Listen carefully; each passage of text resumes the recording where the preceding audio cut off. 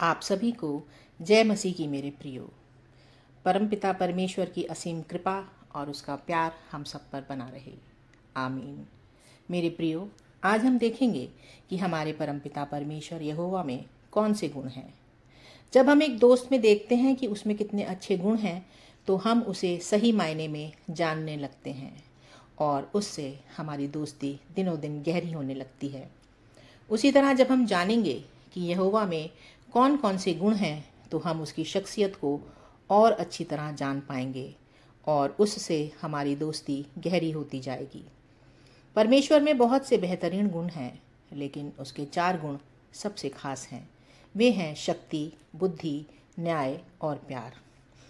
यिर्मयाह 32 उसकी 17वीं आयत में लिखा है, हे सारे जहान के मालिक यहोवा, देख, तूने अपनी महाशक्ति से आकाश और धरती को बनाया है। परमेश्वर की महाशक्ति का सबूत उसकी बनाई सृष्टि में साफ देखा जा सकता है। उदाहरण के लिए सूरज को ही लीजिए। गर्मी के मौसम में भरी दोपहरी में जब आप बाहर होते हैं, तो आप सूरज की तेज़ गर्मी महसूस कर सकते हैं। सूरज में कितनी शक्ति है। बताया जाता है कि सूरज के केंद्र का तापमान 1,50,00,000 सेंटीग्रेड है। हर सेकंड सूरज इतनी ऊर्जा पैदा करता है जितनी कि करोड़ों परमाणु बमों के विस्फोट से निकल सकती है। विश्वमंडल में ऐसे अरबों खरबों तारे हैं जो सूरज से सैकड़ों गुना ज़्यादा बड़े हैं।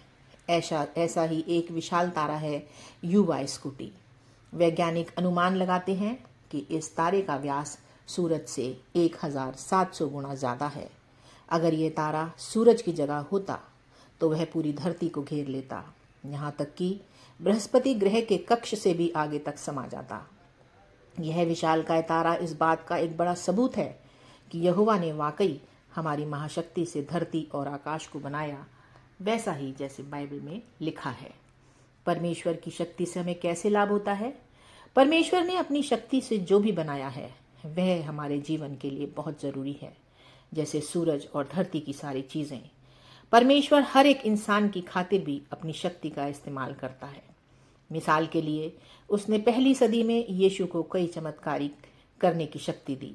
बाइबल बताती है कि यीशु के चमत्कारों से अंधे देखने लगे, लंगड़े चलने फिरने लगे, कोढ़ी शुद्ध होने लगे, बहरे सुनने लगे और मरे हुए जिंदा हो गए। आज के बारे में क्या कहा जा सकता है? आज भी परमेश्वर अपनी शक्ति देकर हमारी मदद करता है।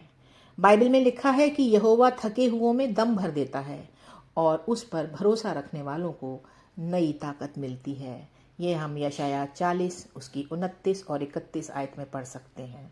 जब हम जिंदगी में बड़ी बड़ी मुसीबतों और परेशानियों से गुजरते हैं, तो वह हमें सहने की ताकत दे सकता है। यह ऐसी ताकत है जो आम इंसानों की ताकत से कहीं बढ़कर है। तो जैसे हमने देखा, वह अपनी अपार शक्ति का इस्तेमाल हम इंसानों की भलाई के लिए करता है। परमेश्वर बुद्धिमान है। हे यहोवा, तेरे काम अनगिनत हैं, तूने सब अपनी बुद्धि से बनाया।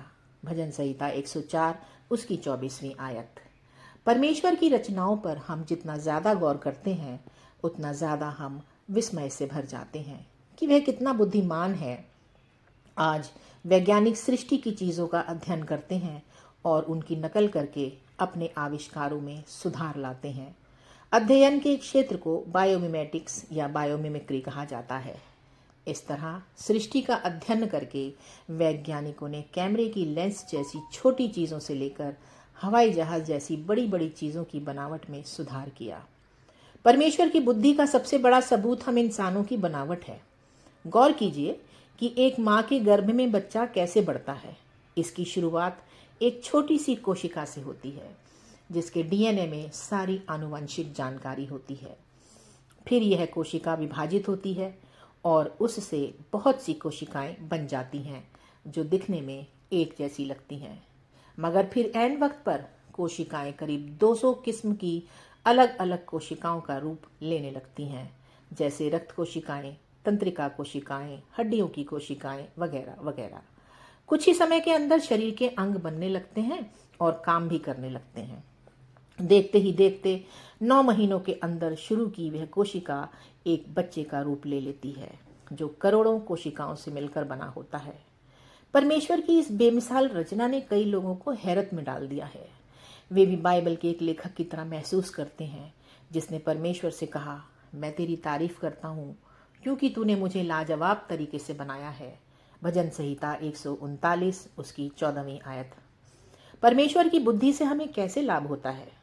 हमारा सृष्टिकर्ता जानता है कि हमें खुश रहने के लिए क्या करना चाहिए। उसके पास बुद्धि और ज्ञान का भंडार है और उसने बाइबल में कई मामलों के बारे में बेहतरीन सलाह दी है, जैसे यह कि एक दूसरे को दिल खोलकर माफ़ करते रहो। क्या यह सलाह फ़ायदेमंद है? बिल्कुल। देखा गया है कि जब एक व्यक्ति दूसरों को माफ़ करता है तो उसकी सेहत पर अच्छा असर होता है। उसे अच्छी नींद आती है, उसका ब्लड प्रेशर ठीक रहता है, उसे गहरी निराशा और दूसरी बीमारियों का खतरा कम रहता है। परमेश्वर एक समझदार और प्यारे दोस्त की तरह है, वह हमेशा हमारी भलाई के लिए हमें सलाह देता है। क्या आप ऐसे परमेश्वर से दोस्ती करना नहीं चाहेंगे? परमेश्वर इंसाफ पसंद है। यहोवा न्याय से प्यार करता है। भजन संहिता 37 उसकी 28वीं आयत। परमेश्वर हमेशा वही करता है जो सही है। ऐसा हो ही नहीं सकता कि सच्चा परमेश्वर दुष्ट काम करे। यह मुमकिन ही नहीं कि सर्वशक्तिमान बुरे काम करे। अय्यूब 34 उसकी 10वीं आयत। उसके फैसले हमेशा सही होते हैं। यही बात बाइबल के एक लेखक ने भी कही थी, तू बिना तरफदारी किए राष्ट्रों का न्याय करेगा। भजन संहिता 67 उसकी 4वीं आयत। यहोवा को कोई धोखा नहीं दे सकता क्योंकि वह इंसान का दिल देख सकता है। कोई अगर सिर्फ अच्छा होने का दिखावा करे तो भी परमेश्वर भांप सकता है। वह सब बातों को सही सही परख सकता है। पहला शमूएल 16 अध्याय 7वीं आयत। इसके अलावा आज दुनिया में हो रही हर नाइंसाफी और धोखाधड़ी के बारे में वह जानता है। उसने वादा किया है कि वह बहुत जल्द दुष्टों को धरती से मिटा देगा। नीति वचन 2 उसकी 22वीं आयत। लेकिन परमेश्वर एक कठोर न्यायी नहीं है। वह इस ताक में नहीं रहता कि कब कोई गलती करे और वह उसे सजा दे। अगर कोई वाजिब कारण हो तो वह माफ़ करता है। बाइबल कहती है, यहोवा दयालु और करुणा से भरा है। अगर एक दुष्ट भी सच्चे दिल से पश्चाताप करे तो वह उसे माफ़ करता है। वाकई परमेश्वर कितने सही तरीके से न्याय करता है। परमेश्वर के न्याय से हमें कैसे लाभ होता है? बाइबल के एक लेखक पतरस ने कहा, परमेश्वर भेदभाव नहीं करता, मगर हर वह इंसान जो उसका डर मानता है और सही काम करता है, फिर चाहे वह किसी भी राष्ट्र का क्यों ना हो, उसे वह स्वीकार करता है। परमेश्वर किसी के साथ भेदभाव नहीं करता, इसलिए चाहे हम किसी भी भाषा, देश या तबके के हों, पढ़े लिखे हों या पढ़े लिखे ना हों, हम सब उसकी उपासना कर सकते हैं। परमेश्वर चाहता है कि हम समझें कि उसकी नज़र में सही क्या है और गलत क्या है, उससे फ़ायदा पाएं। हम ये कैसे समझ सकते हैं? इसके लिए उसने हमें ज़मीर दिया है। यह एक कानून की तरह है जो हमारे दिलों में लिखा है। ज़मीर हमें एहसास दिलाता है कि हमारा व्यवहार सही है या गलत। रोमियो 2 उसकी 15वीं आयत। इससे हमें कैसे फ़ायदा होता है? अगर हम अपने ज़मीर को अच्छी तरह प्रशिक्षित करें तो यह हमें गलत काम करने से रोक सकता है, और अगर हमसे कोई गलती हो जाए तो हमें पश्चाताप करने और खुद में सुधार लाने के लिए उभार सकता है। वाकई जब हम समझ जाते हैं कि परमेश्वर की नज़र में सही क्या है और गलत क्या है तो हमें कितना फ़ायदा होता है और हम उसके और करीब आते हैं। परमेश्वर प्यार है। पहला यूहन्ना 4 अध्याय और उसकी 8वीं आयत। बाइबल कहती है कि परमेश्वर शक्तिशाली है, बुद्धिमान है और न्याय से काम लेता है। लेकिन जहाँ तक प्यार की बात है, इसमें सिर्फ यह नहीं लिखा कि वह प्यार करता है, बल्कि यह है कि परमेश्वर प्यार है। गौर करने वाली बात यह है कि बाइबल में ऐसा नहीं लिखा है कि परमेश्वर शक्ति है या बुद्धि है या न्याय है। ऐसा क्यों? हालांकि परमेश्वर शक्तिशाली होने की वजह से कुछ भी कर सकता है और हमेशा न्याय और बुद्धि से काम लेता है, मगर प्यार ही वह गुण है जो उसे कोई भी काम करने के लिए उभारता है। दूसरे शब्दों में कहें तो वह जो भी करता है प्यार की वजह से करता है। प्यार ने ही परमेश्वर को उभारा कि वह इंसानों और स्वर्गदूतों को बनाए। ऐसा नहीं था कि उसे कोई कमी खल रही थी। उसने बिना किसी स्वार्थ के हमें बनाया ताकि हम खुशी खुशी जिएं और उसके प्यार का लुत्फ़ उठाएं। उसने धरती को इस तरह बनाया कि हम यहाँ ज़िंदगी का पूरा मज़ा ले सकें। वह आज भी सब इंसानों से प्यार करता है, इसलिए वह अच्छे और बुरे दोनों पर अपना सूरज चमकाता है और नेक और दुष्ट दोनों पर जल बरसाता है। मत्ती 5 उसकी 45वीं आयत। इसके अलावा यहोवा दयालु है और इंसानों से गहरा लगाव रखता है। याकूब 5 उसकी 11वीं आयत। वह ऐसे लोगों से बहुत प्यार करता है जो सच्चे मन से उसे जानने की कोशिश करते हैं और उसके करीब आना चाहते हैं। परमेश्वर इस तरह के हर इंसान की परवाह करता है। वह आपकी भी बहुत परवाह करता है। पहला पत्रस 5 अध्याय 7वीं आयत। परमेश्वर के प्यार से हमें कैसे लाभ होता है? कई तरीकों से परमेश्वर के प्यार का लुत्फ उठाते हैं हम।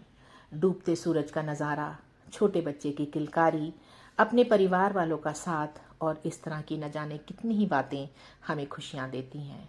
हालांकि यह सब हमारे जीने के लिए ज़रूरी नहीं है, लेकिन इससे हमारी ज़िंदगी खुशनुमा बन जाती है। परमेश्वर के प्यार का एक और सबूत यह है कि उसने हमें प्रार्थना करने का मौका दिया है। बाइबल कहती है, किसी भी बात को लेकर चिंता मत करो, मगर हर बात के बारे में प्रार्थना और मिन्नतों और धन्यवाद के साथ परमेश्वर से विनतियां करो। एक अच्छे पिता की तरह परमेश्वर भी चाहता है कि हम उसे अपने दिल की हर बात बताएं, चाहे जो भी हो, तकलीफ़ हो, कोई भी तकलीफ़ हो, उससे मदद मांगें। यहोवा ने वादा किया है कि वह हमें शांति देगा, क्योंकि वह हमसे बहुत प्यार करता है। फिलिपियों 4 उसकी 6 और 7 आयत। तो इस तरह हमने परमेश्वर के खास गुणों के बारे में कुछ बातों पर गौर किया, जैसे यह कि वह कितना शक्तिशाली है, वह कितना बुद्धिमान है, इंसाफ पसंद है और हमसे प्यार करता है। शायद अब आप परमेश्वर के गुणों को अच्छी तरीके से समझ गए होंगे, और यदि आप और अच्छी तरीके से परमेश्वर के गुणों को समझना चाहते हैं तो यह ज़रूरी है कि आप डेली बाइबल पढ़ें। बाइबल पढ़ने से हम परमेश्वर हमसे बातें करता है और हमारे अंदर की कमियों को वो दूर करता है।